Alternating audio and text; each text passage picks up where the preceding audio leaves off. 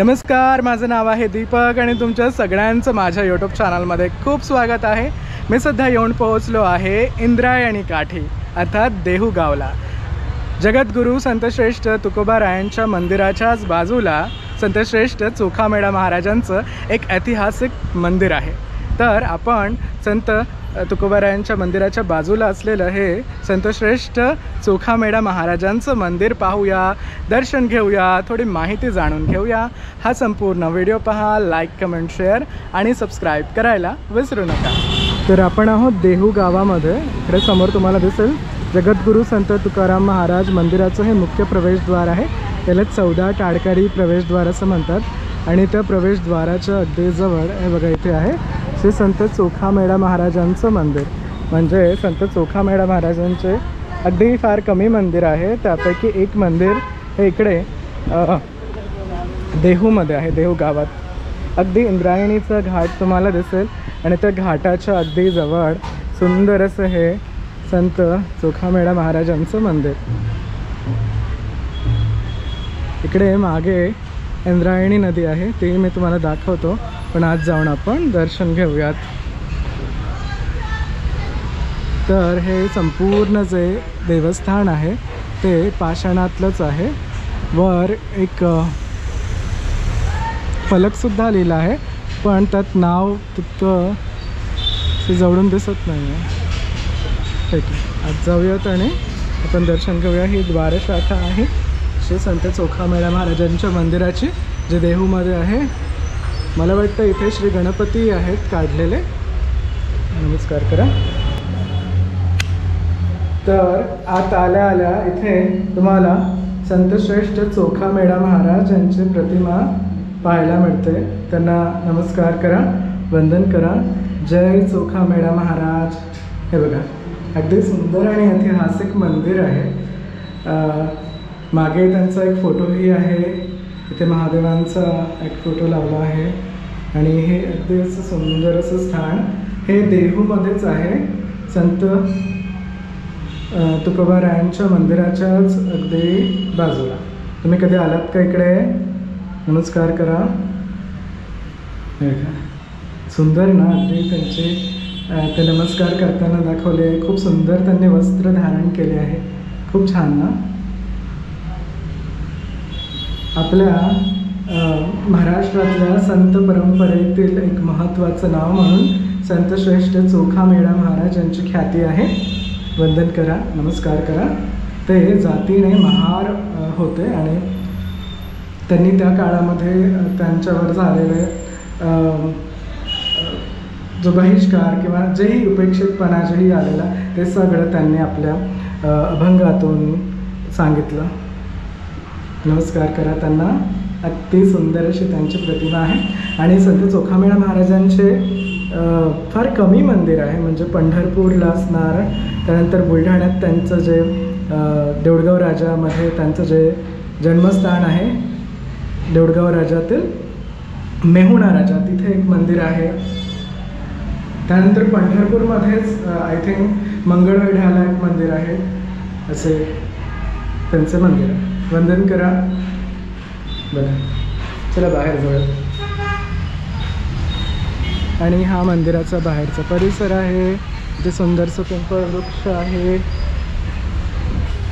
त्याचबरोबर या भागात इकडे इंद्रायणी नदी आहे। इथे संत तुकोबा महाराजांचा एक पोस्टर काढला आहे त्यांनी, गाथा घेऊन ते इंद्रायणीत उभे आहेत असं आहे। आणि हे बघा, ही आहे सुंदरशी इंद्रायणी नदी।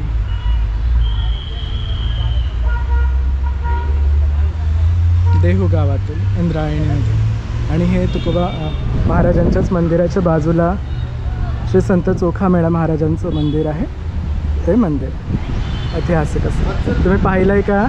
त्याच्या समोरच पिंपळ वृक्ष आहे आणि आसपास अगदी सुंदर सुंदर असे तुम्हाला मंदिरं पाहायला मिळतात। मुख्य मंदिर इकडे या भागात समोर गेलात तर जगद्गुरू संत तुकाराम महाराजांचं आहे। वंदन करा, कळसाचं दर्शन घ्या। मुख्य कळस आहे आणि त्याला आणखी 4 कळस आहेत।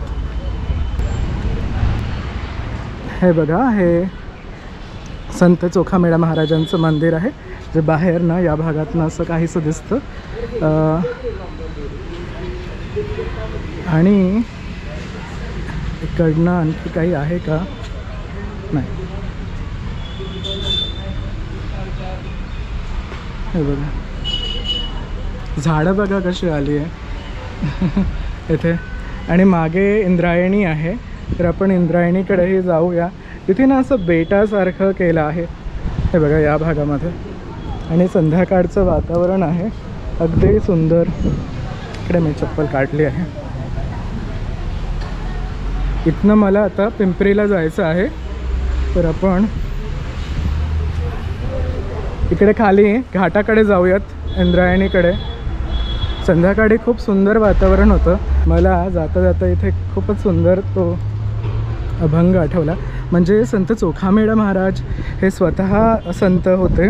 त्यानंतर त्यांचे जावाई बंका, त्यांची बहीण निर्मळा, त्यांच्या पत्नी, त्यांचा मुलगा कर्ममेळा, हे सगळे संत होऊन गेले आहेत. आणि हे सगळे संत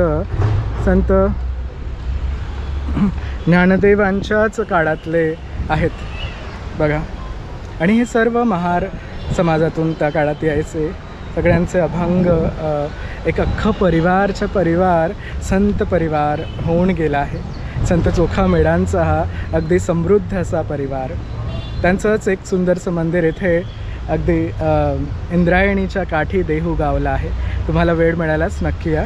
आणि ही आहे इंद्रायणी नदी, इंद्रायणी माता.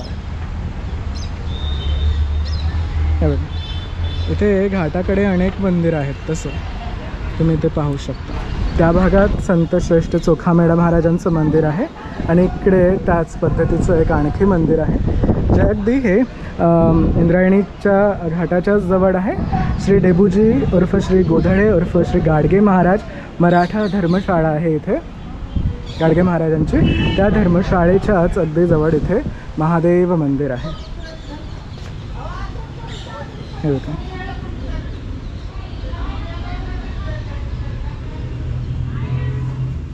हे आहे महादेव, भगवान महादेव. मंदिर करा. हर हर महादेव. हे इंद्रायणी काठी असलेलं महादेवांचं मंदिर आहे. उजेड येतो तसं खूप सुंदर. जलाभिषेक होतो महादेवांना. वंदन करा, नमस्कार करा. हर हर महादेव. आणि हे सुद्धा अगदी सुंदर पाषाणातलंच मंदिर आहे. इंद्रायणी काठी, समोर नंदी आहेत. आणि इथे गाडगे महाराजांची शाळा. म्हणजे आता हे नाव गाडगे बाबा तर अमरावतीचंच आहेत तसंही. सो हे जे नाव आहे ना डेबूजी, हे गाडगे बाबांचं खरं नाव आहे. हे बघा, श्री डेबूजी उर्फ श्री गोधडे, म्हणजे ते गोधडी घ्यायचे म्हणून त्यांना गोधडे उर्फ श्री गाडगे महाराज मराठा धर्मशाळा. ही पण इंद्रायणी काठी आहे.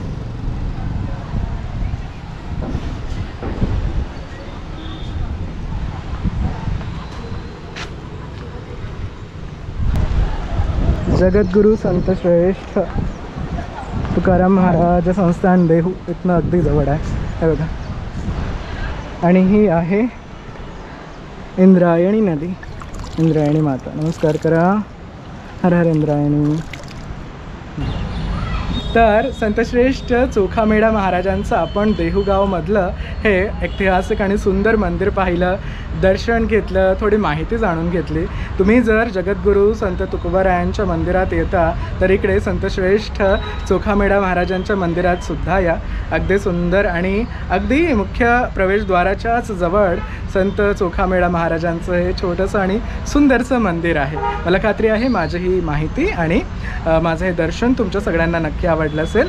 आवडल्यास या व्हिडिओला लाईक करा, शेअर करा, कमेंट करा आणि या ठिकाणी यायला विसरू नका. हा व्हिडिओ आवडला असेल तर सबस्क्राईब नक्की करा. भेटूया लवकरच. तोपर्यंत thank you very much for watching this video. Bye bye. Take care. तेव्हा हा घाट दिसतो इंद्रायणीचा आणि तिथे ना एक छोटंसं बेटसारखं आहे. त्याला असं सगळीकडून त्यांनी ते सिमेंटनी हे केलं आहे. त्याला काय म्हणतात मला नक्की सांगा, मला नाही माहिती. इथे अनेक लोक येतात, ते स्नान करतात. पण त्याचबरोबर या इंद्रायणीमध्ये हे पाणीसुद्धा जे घाण पाणी आहे ते सुद्धा मिसळलं जातं.